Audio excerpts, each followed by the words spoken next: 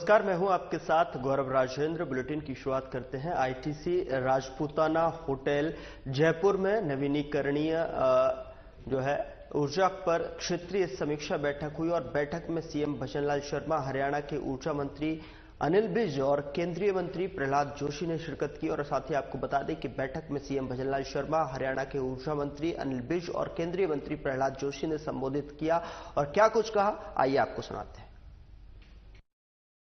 आज की इस नवीकरणीय ऊर्जा पर क्षेत्रीय समीक्षा बैठक में मंच पर विराजमान माननीय केंद्रीय मंत्री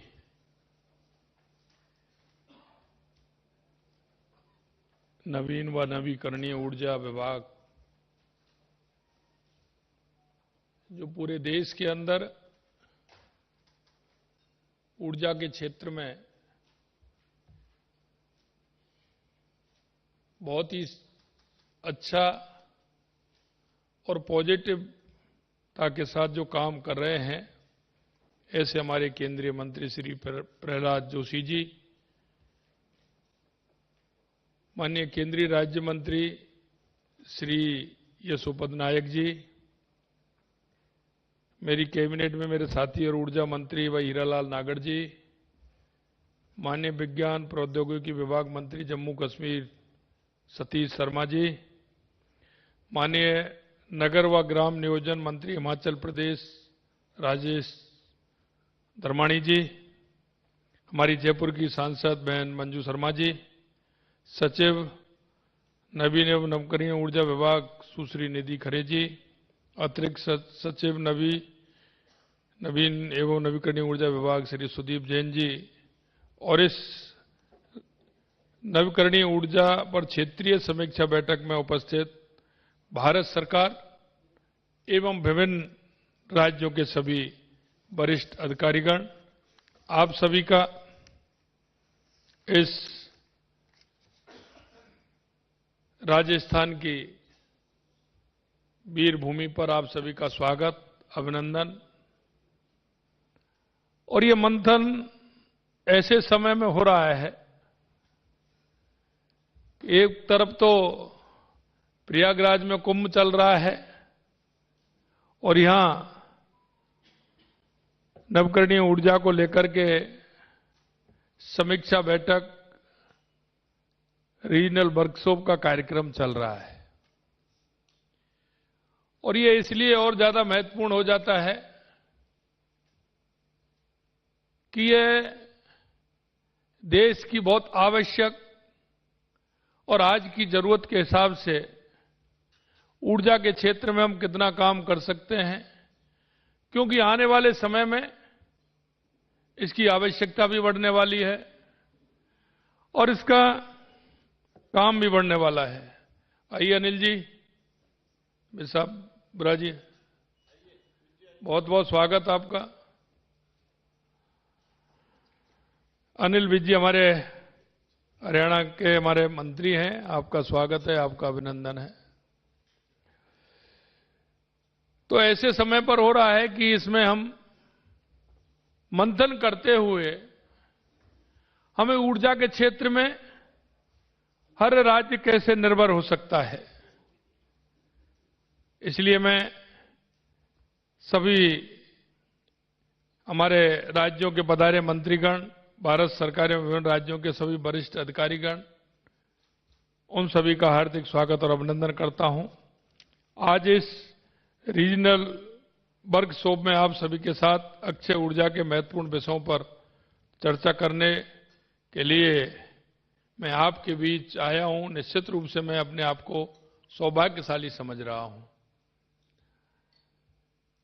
क्योंकि राजस्थान एक ऐसा प्रदेश है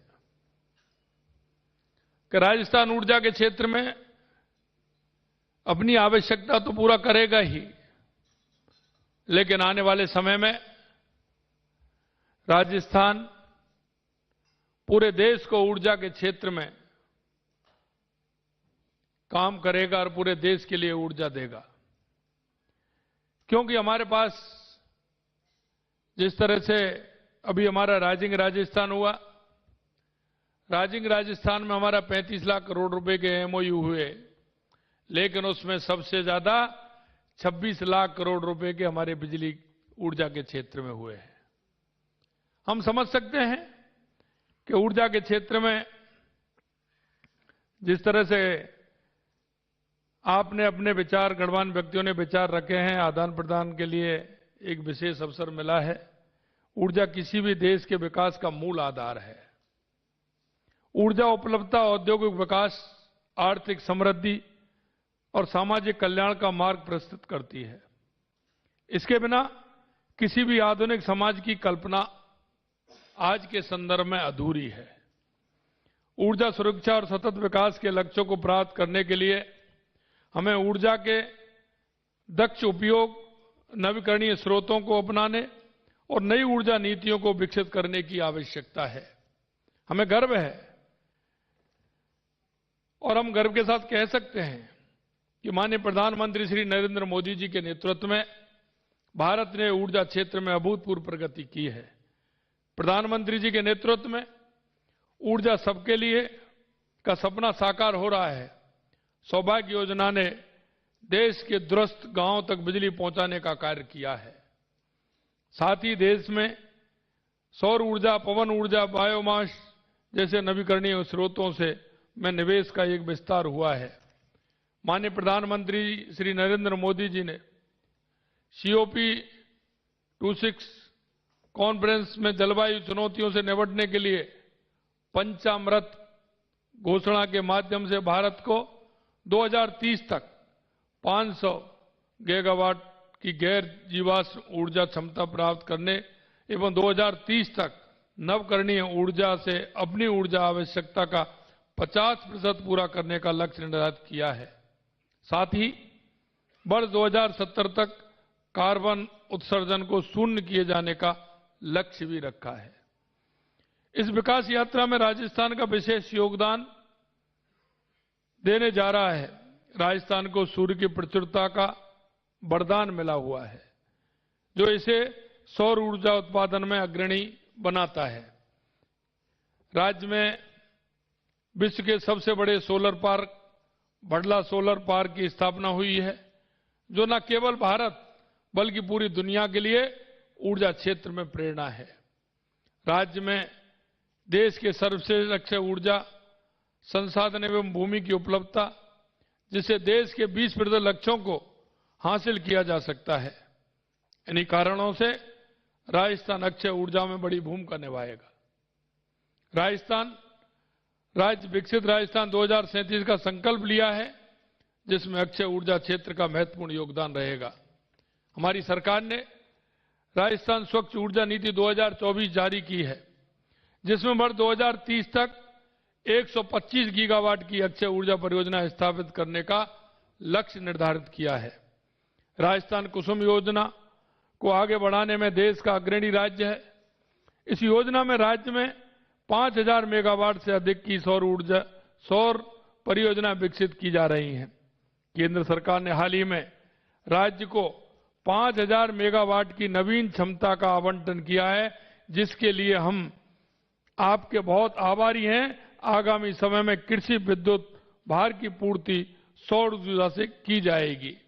आपने जो आप में 5000 मेगावाट की नवीन क्षमता का जो आवंटन किया है, निश्चित रूप से मैं प्रहलाद जोशी जी को और देश के यशस्वी प्रधानमंत्री नरेंद्र मोदी जी को मैं बहुत बहुत बधाई देता हूं कि उन्होंने एक राजस्थान के लिए जो सौगात दी है। मेरा आग्रह है कि इसके लिए कुसुम 2.0 की शुरुआत की जाए, क्योंकि ये बहुत अच्छी योजना है और इसका लाभ अधिक से अधिक लोग तक पहुंचना चाहिए। प्रधानमंत्री सूर्यघर मुफ्त बिजली योजना के अंतर्गत राज्य में 5 लाख घरों में रूफटॉप संयंत्र लगाए जाने की प्रक्रिया चालू है और अब तक लगभग 25,000 घरों में संयंत्र लगाए जा चुके हैं। सभी राजकीय भवनों को सोलर एनर्जी से लैस करने का कार्य शुरू कर दिया है। अब तक 489 मेगावाट के LOM हैम पर जारी किए जा चुके हैं।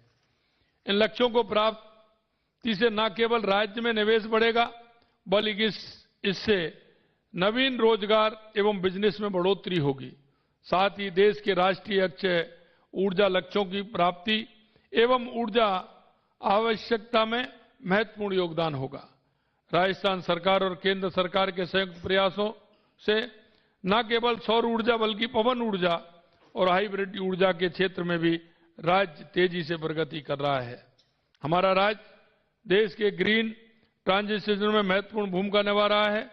ये राज्य भारत को ऊर्जा के क्षेत्र में आत्मनिर्भर बनाने के प्रधानमंत्री जी के आत्मनिर्भर भारत के सपने को साकार करने में भी अग्रणी रहेगा।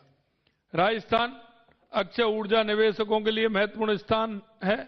हाल ही में राज्य में जो, जैसा मैंने बताया, राइजिंग राजस्थान का आयोजन किया गया, जिसमें हमारे सम्मानीय केंद्रीय मंत्री महोदय श्री प्रहलाद जोशी जी भी पधारे थे, और उसके लिए आपका मैं बहुत बहुत आभारी हूं।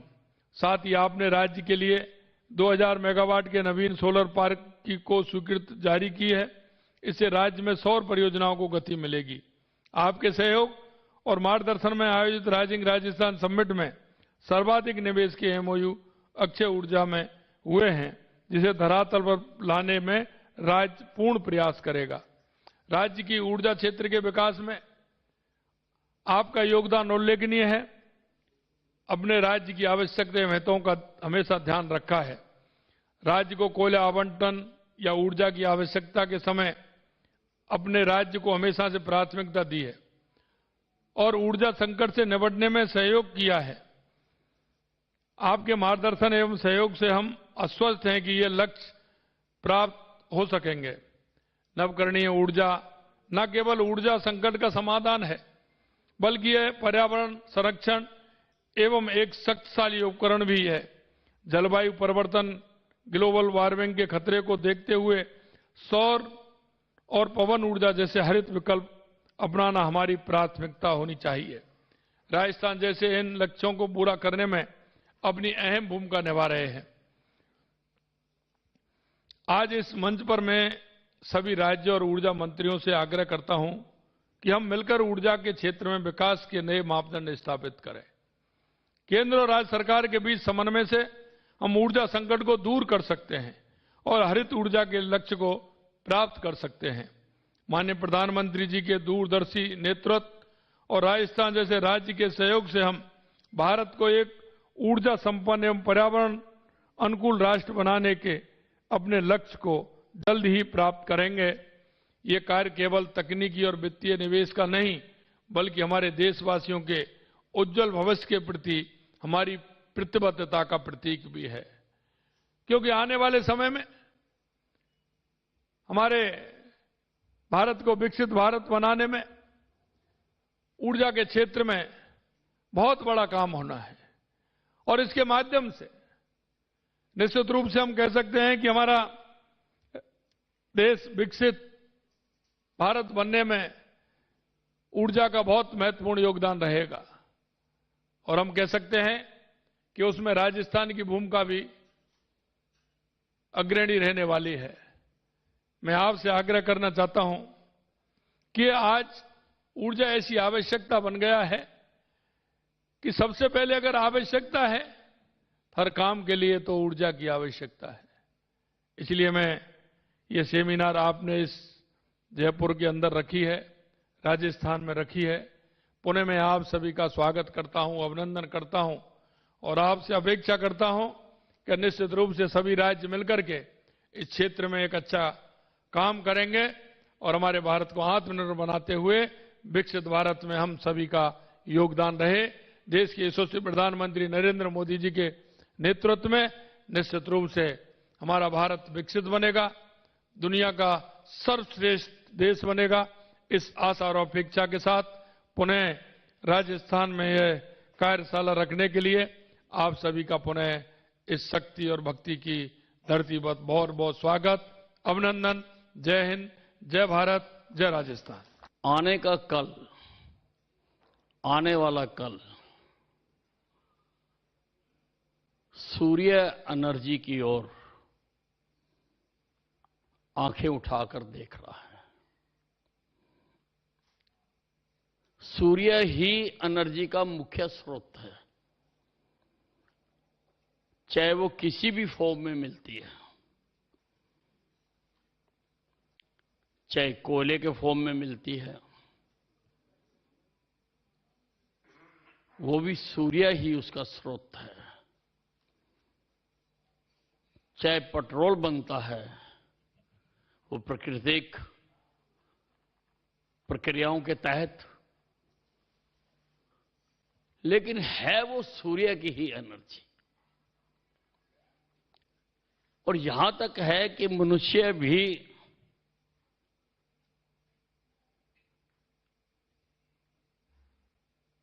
अग्नि, जल, वायु, धरती और आकाश 5 तत्वों से बनकर बना है। इसमें जो अग्नि तत्व है वो सूर्य का तत्व है। बाकी स्रोतों को मानव जाति ने काफी एग्जॉस्ट कर लिया है और अपने इस सुंदर ग्लोब को हमने धूमिल भी कर लिया है, क्योंकि पर्यावरण को बचाने का जो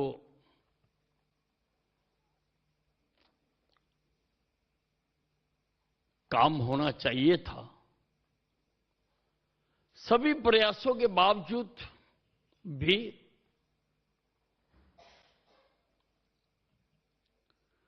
उसमें जितनी सफलता होनी चाहिए, हालांकि अंतर्राष्ट्रीय स्तर पर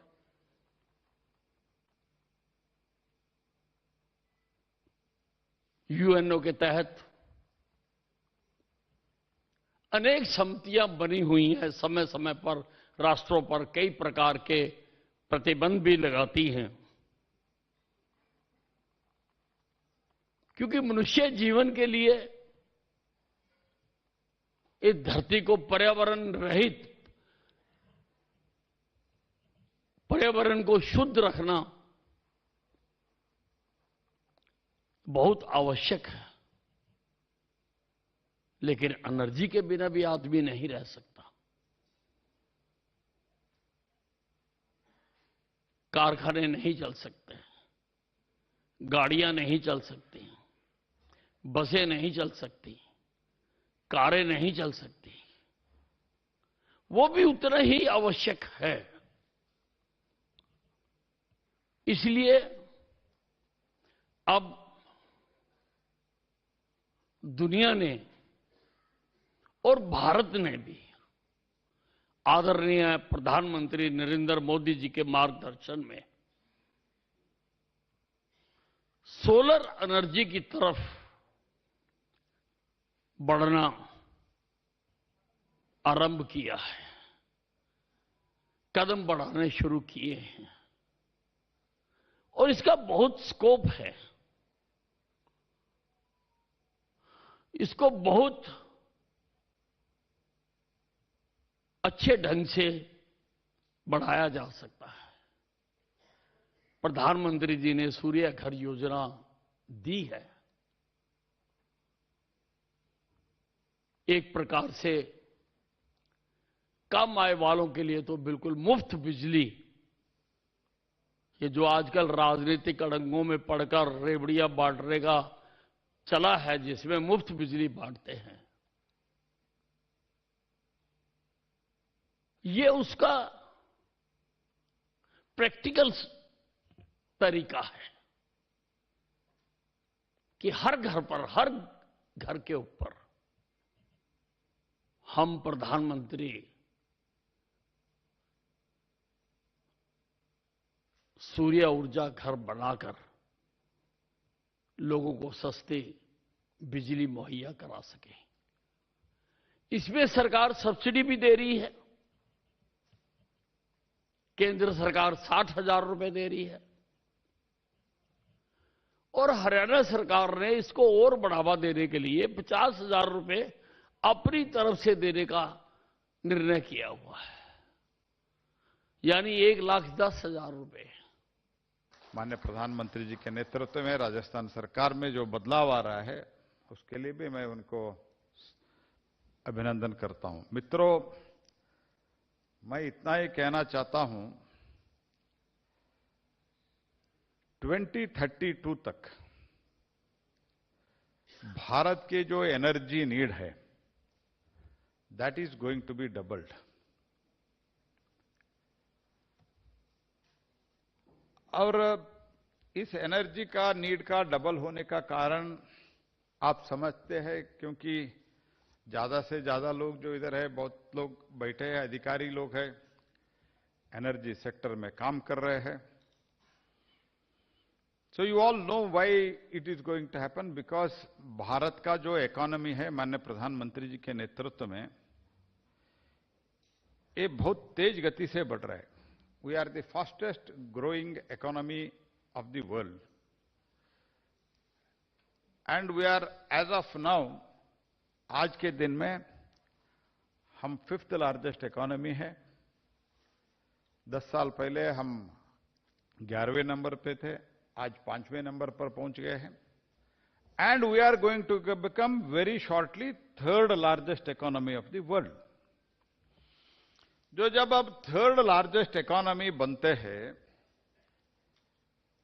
तब तो इधर इन्वेस्टमेंट आना चाहिए, फैक्ट्री लगना चाहिए, एक्सपोर्ट होना चाहिए, तो यातायात होना चाहिए, ट्रांसपोर्टेशन, रेल कनेक्टिविटी ज्यादा होना चाहिए, एयर कनेक्टिविटी ज्यादा होना चाहिए, पोर्ट कनेक्टिविटी ज्यादा होना चाहिए, और इसके साथ ही साथ हमारा सर्विस सेक्टर भी बहुत बड़ी मात्रा में ग्रो करना चाहिए। When it all is going to happen, then what is the need? Need is the power. बाकी सब तो चल ही रहा है, आप देखते होंगे। राज्य भी कंपटीशन में अच्छे इंफ्रास्ट्रक्चर बना रहे हैं। I don't want to speak about this government और दैट गवर्नमेंट। राज्य भी अपने अपने प्रदेश में अभी कॉम्पिटिटिव मोड से काम कर रहा है। प्रधानमंत्री जी के जो कोऑपरेटिव फेडरलिज्म और कॉम्पिटिटिव जो उन्होंने एक स्पिरिट सब राज्यों में लाया है, तो पक्ष का है या विपक्ष का हो, they are all working, they are trying to become competitive. When other infrastructure like port, airport, road, rail, ये सब बढ़ रहा है, इसके लिए the basic need is power, energy. इस एनर्जी को अगर हम इकोनॉमी में बदलना है, तो हमको वर्ल्ड में अपॉर्चुनिटी मिलना है, तो we have to equally go for the renewable energy. As you know very well, दुनिया में अभी जो हो रहा है वेस्टर्न कंट्रीज में, जितना आपका कार्बन कंटेंट ज्यादा है, उतना ज्यादा टैक्स अभी पड़ना शुरू होगा। There will be extra tax for the products which are produced with the fossil fuels. तो इसीलिए ग्रीन हाइड्रोजन का कल्पना माननीय प्रधानमंत्री जी ने की। यू कैन इमेजिन, भारत दुनिया में जो भी नया इन्वेंशन, नया सोच, नया डिस्कवरी होना शुरू करते हैं दुनिया में, अदर देशों में और देशों में, उसके बाद 20 साल, 30 साल, 40 साल के बाद भारत में शुरू होता है। लेकिन as far as a green hydrogen is concern, we have floated the largest bid of the world as far as the green ammonia is concerned very recently. Largest. तो भारत सरकार के सोच तो चल ही रहा है। इसीलिए डिसेंट्रलाइज रिन्यूएबल पावर, पीएम कुसुम, PM Surya Ghar, ये तो हमने शुरू किया है। और दूसरी बात, हमारा पावर रिक्वायरमेंट क्यों ज्यादा होता है? We all need to understand this. हमको इसीलिए पावर का नीड ज्यादा होता है। हम 3rd इकोनॉमी बन रहे हैं। क्यों बन रहे हैं? Because we are the only country in the world where we have the huge man power to work. और एक देश है जहां मैन पावर, ह्यूमन रिसोर्सेस है, उस प्रदेश से बहुत लोग, उस देश से बहुत लोग बाहर जा रहे हैं। और हमारे देश का जो मैन पावर है, that is the most young power, that is the most youth power of the world today. More than 65% of our population is young. इसके कारण हमारा जो प्रोडक्शन का मैन्युफैक्चरिंग का क्षमता है वो अच्छा होने वाला है। फिलहाल बुलेटिन में इतना ही। नमस्कार।